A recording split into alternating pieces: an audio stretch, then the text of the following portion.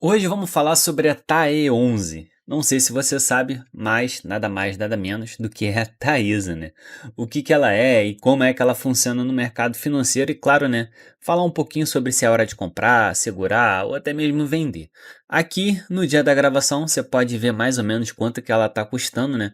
Por volta aí, ó, de R$ 38,73, com um dividend yield aí nos últimos 12 meses de 8,46. No caso aqui o payout em 2025 foi de 100% e ele é do setor de transmissão de energia. Só que agora, né, vamos falar aí sobre um pouquinho sobre a Taesa, do ticket TAE11. Não sei se você sabe, ela tem também o ticket 3 e o ticket 4. O ticket 11, no caso, ela é chamada de Unit, aonde ela faz aí uma composição, né, entre a 3 e a 4.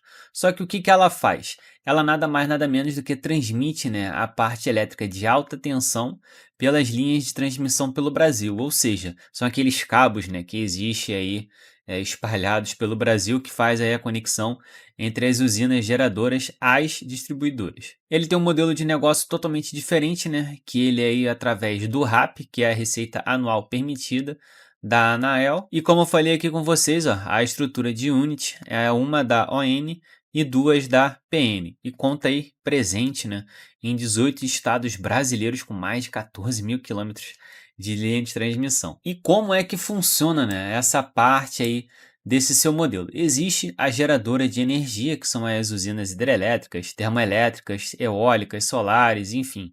Tem as transmissoras, que aí no caso entra a Taesa, e os distribuidores finais, né, no caso os consumidores finais. E com relação ao RAP, né, a gente pode ver que fica aí, ó, uma receita previsível dos próximos 25 a 30 anos, dependendo aí de cada concessão. E aqui é um pouco, né, dos seus indicadores fundamentalistas. Como eu falei, custando aí 38,73, com uma variação nesses últimos 12 meses de 16%, seu dividendo pagando aí por volta de 8,46, o seu PL de 8,51, o seu P sobre BVP de 1,68, 2025, como a gente viu, né? Teve aí praticamente 100% de distribuição e, como a gente está vendo, 83% ele está aí, ó, acima do seu setor no quarto trimestre de 2025. Um pouco dos seus dividendos, né? Como a gente pode ver aqui, dos seus históricos. E tem uma novidade aí, ó, como a gente está vendo, vai pagar aí no dia 27 de maio um montante de 90 centavos por cada cota. E claro, né, que tem aí também os seus riscos. Primeiro, com relação ao vencimento de algumas concessões que está aí prevista para 2030 e 2031, que conta aí com aproximadamente 1,5 bilhões dessa sua receita, a parte de Selic versus o seu dividendo, ainda mais aí que a Selic está alta, né, com 14%, o seu dividend yield acaba não sendo tão atrativo. Tem aí uma boa de uma alavancagem, né?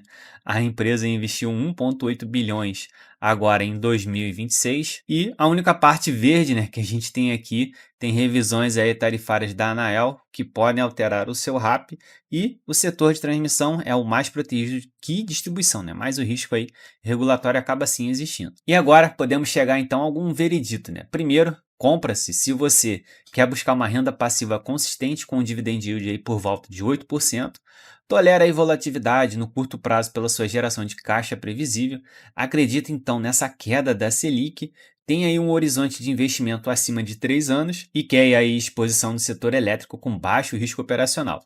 Agora, você segura se já tem uma posição, está bem satisfeito com os dividendos recebidos, aguarda aí o próximo pagamento de maio de 2026 antes de decidir alguma coisa, prefere aí esperar o resultado do próximo leilão de transmissão, quer ver como que o mercado vai reagir, né, à queda da Selic e tem um consenso do mercado neutro aí com preço-alvo de R$ 44,90.